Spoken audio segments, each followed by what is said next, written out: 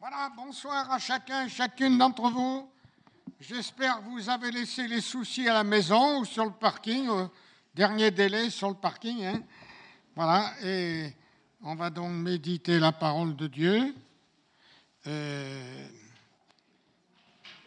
Voilà, à votre avis, quelle est la phrase dans les 4 évangiles, merci bien, qui nous permet de comprendre le processus qui se met en place pour qu'une personne vienne écouter Jésus.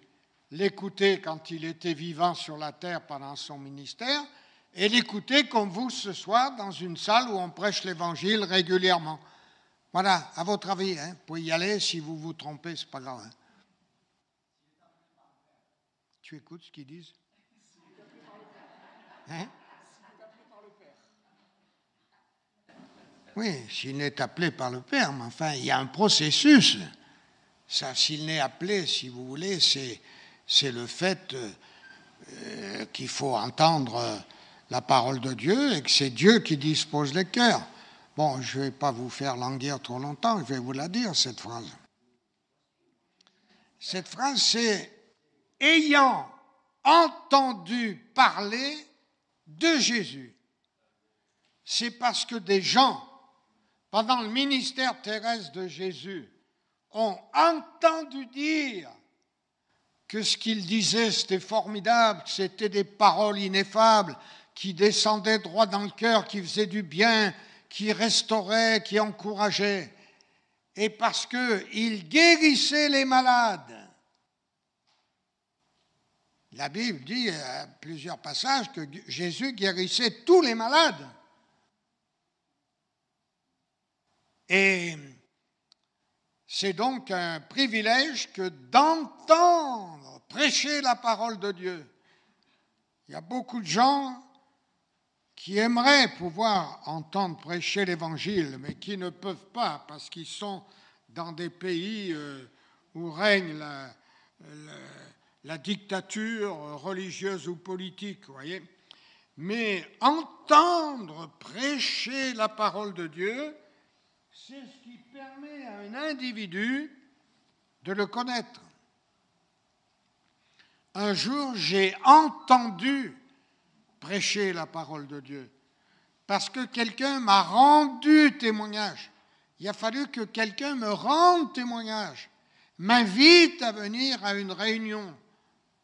Et vous êtes peut-être dans ce cas-là ce soir. Certains d'entre vous, quelqu'un vous a rendu témoignage et vous a dit, tiens, venez avec moi mardi soir, on va prêcher l'Évangile, on va écouter la parole de Dieu, et vous allez voir comme ça va vous faire du bien. Parce que c'est la parole de Dieu, c'est l'Écriture sainte qui fait du bien. Ce n'est pas le prédicateur, quel qu'il soit, mais c'est la parole de Dieu parce qu'elle est vivante, puissante, et parce que Dieu vous aime. Donc, cette femme, dont on va lire l'histoire là dans 3 évangiles différents, puisque ce n'est pas très long et on a le temps. Hein. Alors on va d'abord dans l'évangile de Matthieu, au chapitre 9, versets 20 à 26. Évangile de Matthieu, chapitre 9, versets 20 à 26.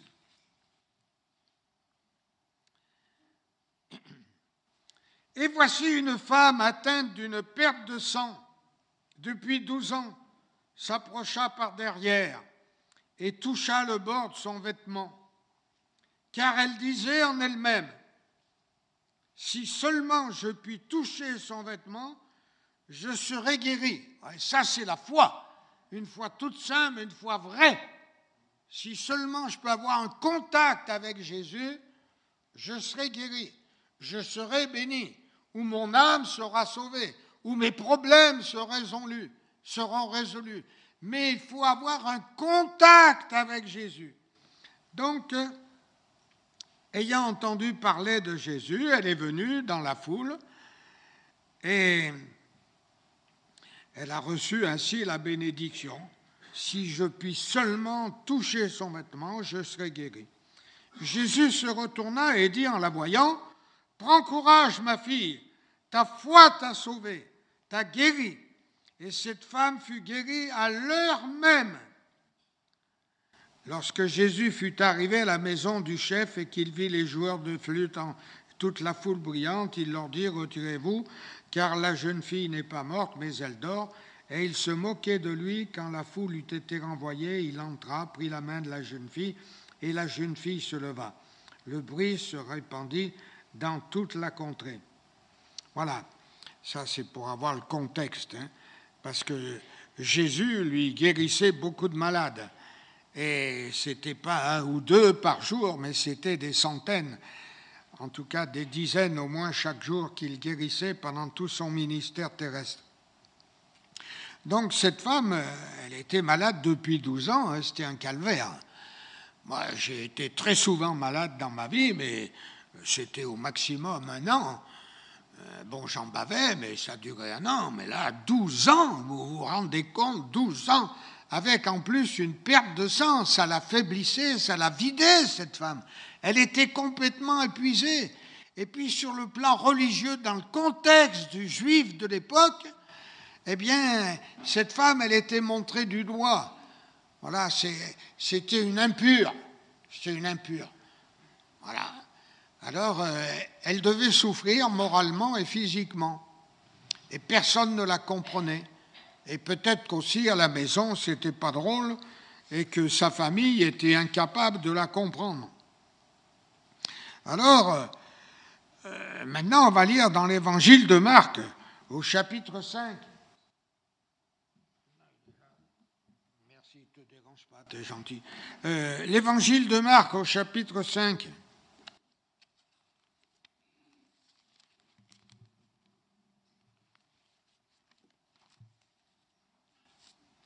Et à partir du verset 25 jusqu'à 34. Or, il y avait une femme atteinte d'une perte de sang depuis 12 ans. Elle avait beaucoup souffert entre les mains de plusieurs médecins. Elle avait dépensé tout ce qu'elle possédait et elle n'avait éprouvé aucun soulagement, mais elle était allée plutôt en empirant. Donc on arrive à la phrase clé. Et c'est Marc qui est le seul à mentionner cette phrase. Il est dit donc au verset 27, « Ayant entendu parler de Jésus, elle vint dans la foule par derrière et toucha son vêtement, car elle disait, toujours pareil, la foi, voyez la foi, si je puis seulement toucher ses vêtements, je serai guérie. Au même instant, la perte de sang s'arrêta, elle sentit dans son corps qu'elle était guérie de son mal.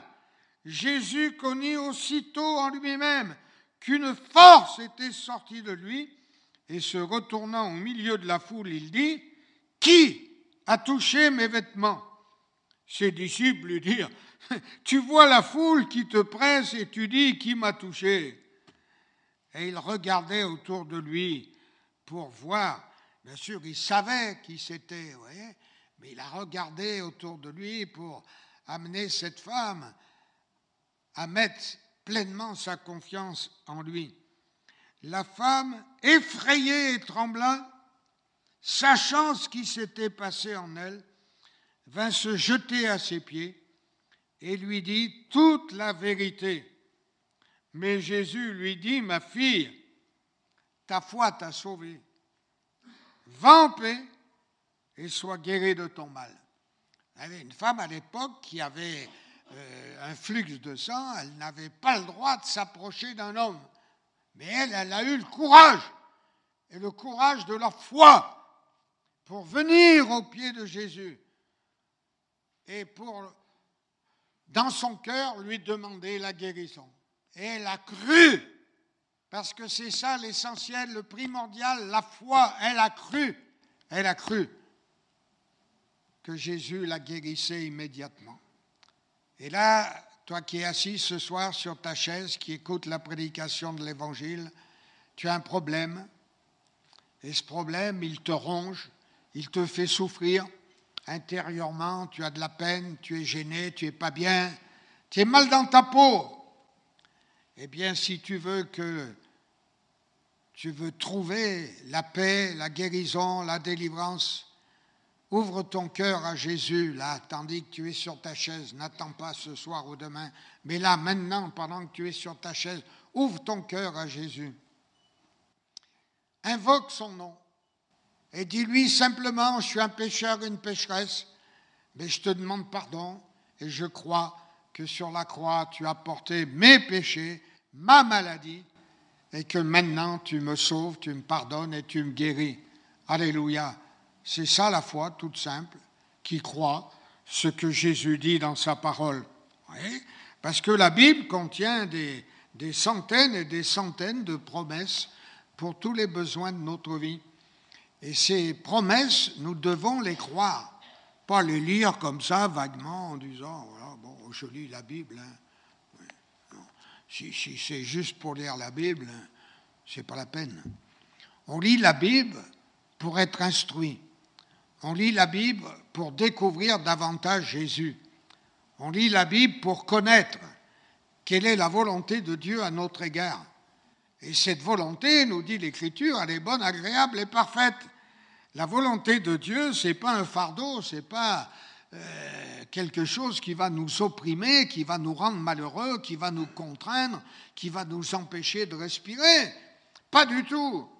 Au contraire, quand on croit l'Évangile, quand on s'attache à Jésus, on respire à plein poumon, spirituellement et physiquement, parce que le Seigneur est là, et c'est lui qui tient notre vie et notre souffle dans sa main.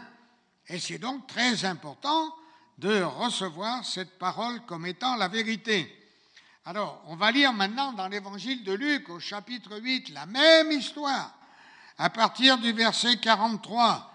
Évangile de Luc, chapitre 8, à partir du verset 43. Or, il y avait une femme atteinte d'une perte de sang depuis 12 ans et qui avait dépensé tout son bien pour les médecins, sans qu'aucun ait pu la guérir. Elle s'approcha par derrière et toucha le bord du vêtement de Jésus. Au même instant, la perte de sang s'arrêta. Vous voyez que la foi, c'est quelque chose d'efficace. Ce n'est pas du peut-être. Ce n'est pas approximativement. C'est sûr et certain. La foi crée en nous des certitudes. Elle crée en nous ce désir intense d'être béni par le Seigneur. Et il le fait, bien sûr, parce qu'il nous aime. Ce n'est pas à cause de nos mérites, c'est à cause des siens de mérite, parce que c'est lui qui est mort sur la croix un jour. C'est lui qui a donné sa vie, qui a versé son sang pour chacun d'entre nous, pour toi qui es là et qui m'écoute.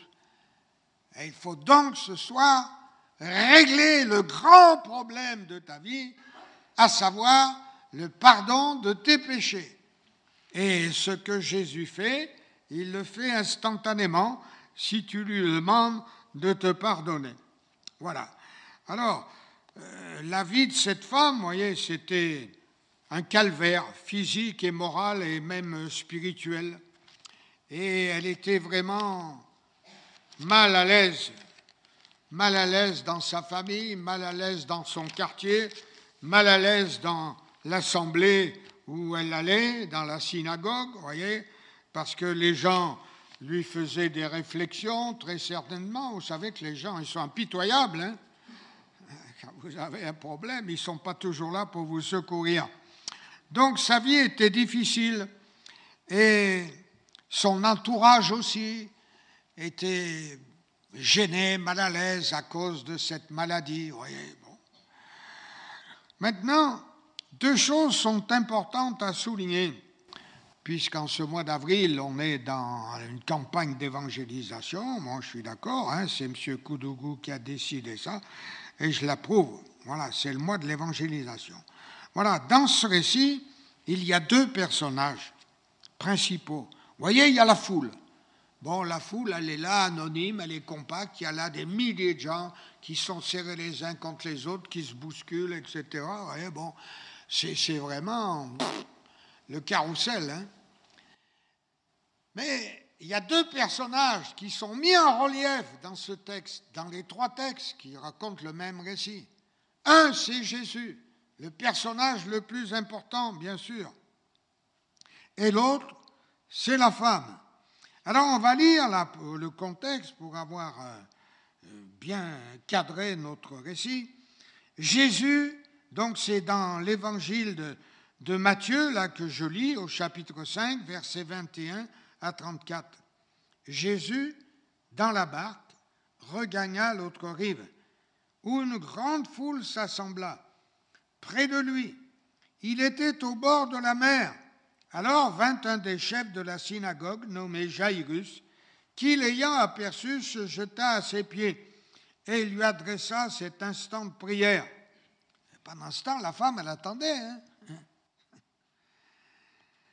Ma petite fille est à l'extrémité. Viens, impose-lui les mains, afin qu'elle soit sauvée et qu'elle vive. Jésus s'en alla avec lui, et une grande foule le suivait et le pressait. Or, il y avait une femme atteinte d'une perte de sang depuis 12 ans. Elle avait beaucoup souffert entre les mains de plusieurs médecins. Elle avait dépensé tout ce qu'elle possédait. Elle n'avait éprouvé aucun soulagement, mais elle était allée plutôt en empirant. Ayant entendu parler de Jésus, elle vint dans la foule par derrière et toucha son vêtement. Elle est venue par derrière parce qu'une femme qui avait une perte de sang, elle n'avait pas le droit de venir devant un homme. Non, elle est venue par derrière. Mais elle est venue quand même, il lui fallait du courage, parce qu'ils auraient pu la lapider, là. C'est qu'ils n'étaient pas tendres, les Juifs, pour le respect de la parole de Dieu. Alors, au même instant, la perte de sang s'arrêta. Parce que la foi crée toujours des résultats. Ces résultats peuvent être immédiats. Ils peuvent arriver demain, après-demain, un peu plus tard. Il faut savoir attendre et se soumettre à la volonté de Dieu. Mais ce que Dieu t'a promis, il l'accomplira toujours dans ta vie. Ça, c'est une chose certaine. Alors elle sentit dans son corps qu'elle était guérie de son mal. Jésus connut aussitôt en lui-même qu'une force était sortie de lui. Et se retournant au milieu de la foule, il dit « Qui a touché mes vêtements ?» Ses disciples lui dirent « Tu vois la foule qui te presse et tu dis « Qui m'a touché ?» Et il regardait autour de lui pour voir celle qui avait fait cela. La femme, effrayée et tremblante, sachant ce qui s'était passé en elle, vint et se jeta à ses pieds et lui dit toute la vérité. Et c'est mieux de toujours dire toute la vérité à Jésus, parce qu'on ne peut rien lui cacher. Et il veut que nos cœurs soient droits. Vous voyez, on est tous des pécheurs. Moi qui vous parle, vous qui m'écoutez. Mais malheureusement, il y en a qui sont tordus. Vous voyez, il ne faut pas être des gens tordus. Il ne faut pas dissimuler, vouloir cacher et tout. Voilà, le Seigneur, il lit dans notre cœur, il sait qui vous êtes, il sait qui je suis, et on ne peut rien lui cacher. Mais Jésus lui dit, ma fille, ta foi t'a sauvée, va en paix et sois guérie de ton mal.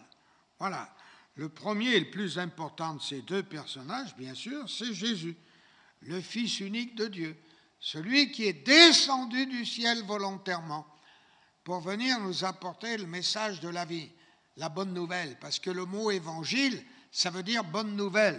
Vous voyez, Dieu ne vient pas nous matraquer avec des mauvaises nouvelles ou avec des impératifs, il ne faut pas faire ci, il ne faut pas faire ça, il faut que tu fasses ci, il faut que tu fasses ça.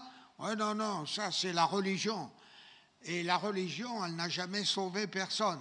Elle n'a jamais affranchi, libéré personne. Mais la religion, elle a toujours, la Bible nous le dit, c'est Jésus lui-même qui le dit, que les gens religieux, les responsables religieux, ils ont mis sur les épaules des gens sincères des fardeaux qu'eux-mêmes ne remuaient pas avec le petit doigt. Voyez ? Donc Jésus, ce soir, il veut te libérer, il veut te mettre au large, il veut que tu sois bien dans ta peau, que tu sois heureux, afin que tu puisses passer le reste de ton existence jusqu'à ce qu'il revienne dans le repos, dans le bien-être. Vous voyez, ça c'est important. Alors Jésus, il est donc le Sauveur venu du ciel, et il est le prince et le roi de ce royaume invisible, mais réel, qui s'appelle le royaume de Dieu. Donc, la chose la plus importante, c'est cette phrase de 5 mots, ayant entendu parler de Jésus. Donc, quelqu'un lui avait rendu témoignage, ayant entendu parler de Jésus. Bon, peut-être quelqu'un lui a rendu témoignage directement. Peut-être qu'un jour, en allant au marché, en faisant ses courses chez Carrefour, elle a entendu 2 personnes, là, 2 croyantes, qui parlaient de Dieu, de sa puissance, et une a dit, voilà, moi j'ai été guérie de telle maladie et tout. Alors, elle a tendu l'oreille, ayant entendu parler de Jésus. Et ce soir, tu entends parler de Jésus, de son amour, de sa puissance. Et il veut te bénir. Et il va le faire parce qu'il t'aime. C'est parce qu'il t'aime qu'il te bénit. Et cela, c'est très important. Personnellement, vous voyez, j'ai été élevé dans une famille catholique, non pratiquante, mais enfin catholique, comme on dit, catholique des 4 roues. Hein. Il y a le berceau pour le baptême, après il y a la voiture ou le carrosse pour le mariage, et puis après il y a le convoi mortuaire pour aller au cimetière. Voilà, ça c'est des chrétiens des 4 roues. Mais nous avons le grand bonheur et le privilège d'avoir entendu prêcher l'Évangile ou d'avoir entendu le témoignage d'un chrétien. Moi, c'est d'abord une chrétienne qui m'a parlé de Jésus. Et quand cette chrétienne m'a parlé de Jésus, moi qui étais catholique jusqu'au bout des ongles, je lui ai dit, écoutez, madame, hein, vous n'allez pas m'enseigner, moi. Hein. Moi, j'étais orgueilleux. Hein. J'étais sûr de moi dans ma religion. Vous voyez, parce que je la pratiquais sincèrement et à fond. Ce n'était pas juste le dimanche matin, mais c'était tous les jours. Vous voyez, et je priais à genoux tous les jours, dans ma chambre. Mais le jour où cette personne m'a rendu témoignage, je lui ai dit, écoutez, madame, si ce que vous dites c'est vrai, je vais le savoir aujourd'hui. Aujourd'hui, je vais savoir si ce que vous venez de me dire, c'est la vérité. Et le soir, je me suis mis à genoux, comme tous les soirs, comme tous les jours, et j'ai dit, voilà, Seigneur, écoutez bien ma prière, hein, parce que je m'en rappelle, ça fait 68 ans, mais c'est comme si c'était hier soir. C'est pas difficile. Et vous pouvez la faire, cette même prière, sur votre chaise, là où vous êtes, que ça soit devant ou au fond. Hein. Le Seigneur vous voit, il vous aime, il est attentif à la réaction de votre cœur. Et il est en train de voir si vous allez lui ouvrir vraiment votre cœur. Je lui dis, voilà Seigneur, si tu existes vraiment, et si ce que cette femme m'a dit cet après-midi est la vérité, alors je suis d'accord. C'est tout ce que j'ai dit. Il ne faut même pas 30 secondes pour dire ça. Vous voyez, c'est bien ce que Jésus disait, que ce n'est pas la peine de faire des prières d'1 kilomètre, hein, pour être béni par Dieu et pour être exaucé. Lui, il a son cœur ouvert. Il te regarde en ce moment. Il sonde ton cœur. Et il voit si tu as le cœur ouvert ou si tu dis vivement que la réunion soit finie. Hein? Non. Patiente un peu. Parce que cette soirée, elle est décisive pour plusieurs au milieu de nous. Il y a là plusieurs cœurs qui doivent ce soir faire la paix avec Dieu, faire alliance avec Jésus-Christ par son sacrifice. Et c'est donc très important de ne pas passer à côté. Alors, bon, bien sûr, après que je me sois converti, j'ai rendu témoignage à ma famille. Ça les a laissés complètement indifférents. Ils ont dit, tu perds la tête, tu t'es embarqué dans une secte. Est-ce que c'est encore que cette histoire? Bon, puis beaucoup de mes amis m'ont tourné le dos et je me suis retrouvé tout seul. Mais avec Jésus. Vous savez, lui, c'est le plus grand, c'est le meilleur. Donc, moi, si tout le monde m'abandonne sur la terre, ça me fait rien du tout. Rien. Parce qu'il est avec moi. Selon sa promesse. Et Jésus est fidèle.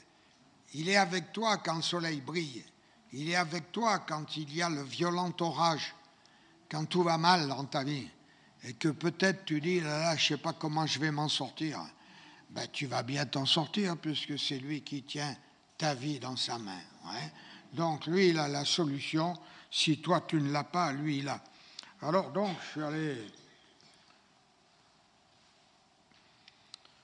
trouver mon curé, notamment, comme j'ai le catéchisme aux gosses de mon quartier. Et je lui ai dit, voilà, monsieur le curé, à partir de maintenant, je ne fais plus le catéchisme aux enfants. Ah bon, qu'est-ce qui t'arrive? Ben, je dis, voilà, j'ai pas la foi. J'ai pas la foi, alors je ne peux pas la communiquer aux enfants. Mais qu'est-ce que c'est que cette histoire là? T'as pas la foi. Mais tu es à la messe tous les dimanches, tu viens de confesser, tu viens même au vêpres, tu fais du bien aux gens qui sont âgés, tu t'occupes d'eux, tu leur fais les commissions. Hein. Qu'est-ce que tu me racontes là? Il a cru que j'avais perdu la tête. Hein. Bon, après, je ne l'ai plus revu. Hein. Moi, j'ai suivi mon chemin, mais avec Jésus.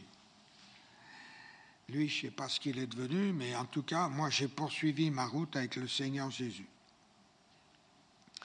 Et c'est donc important, vous voyez, quand on a cette occasion comme vous ce soir, d'entendre la prédication, d'entendre un témoignage, eh bien, d'ouvrir son cœur à Jésus. Et de ne pas attendre. Il ne faut jamais attendre avec Dieu. Il faut toujours faire tout de suite ce qu'il nous propose, ce qu'il nous montre. Et là, sur ta chaise, je te conseille vivement de lui dire, voilà, Seigneur Jésus, j'entends ta parole, tu m'appelles parce que tu m'aimes. Et maintenant, je comprends ce soir, parce que le Seigneur, il ouvre ton cœur, il ouvre ta vision des choses.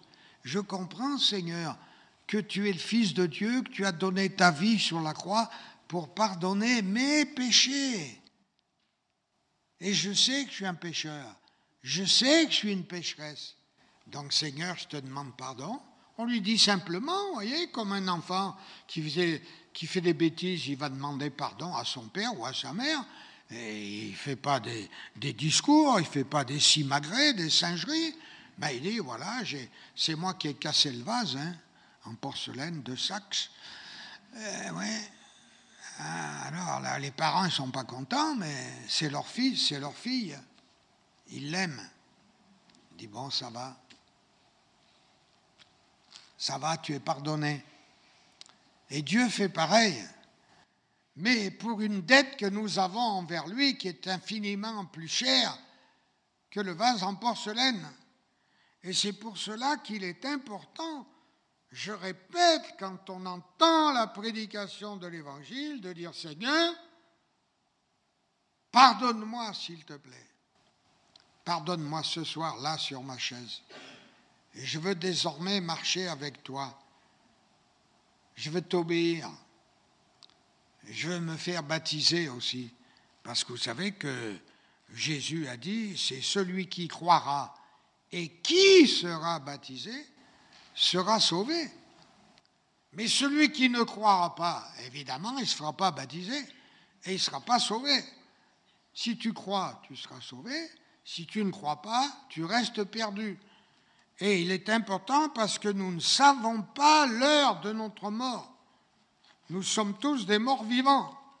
Et on peut mourir d'une seconde à l'autre. Et ainsi, passer à côté du plus grand des cadeaux que Dieu ait fait aux hommes, le salut de leur âme. Et ce soir, le Seigneur t'a parlé par sa parole. Et il t'appelle à venir à lui, avec ton cœur simplement comme un enfant. Et maintenant, notre frère, M. Nathanaël, Monsieur Anaël, Bernardini, va prier pour vous. Il va se lever, là, s'il te plaît. Et c'est lui qui va prier pour vous de tout son cœur, j'en suis persuadé. Et Dieu va vous bénir. Il va pardonner vos péchés si vous ouvrez votre cœur. Il va sécher vos larmes. Il va guérir vos corps malades. Et c'est tellement précieux de marcher avec Jésus. Que Dieu soit béni. Amen.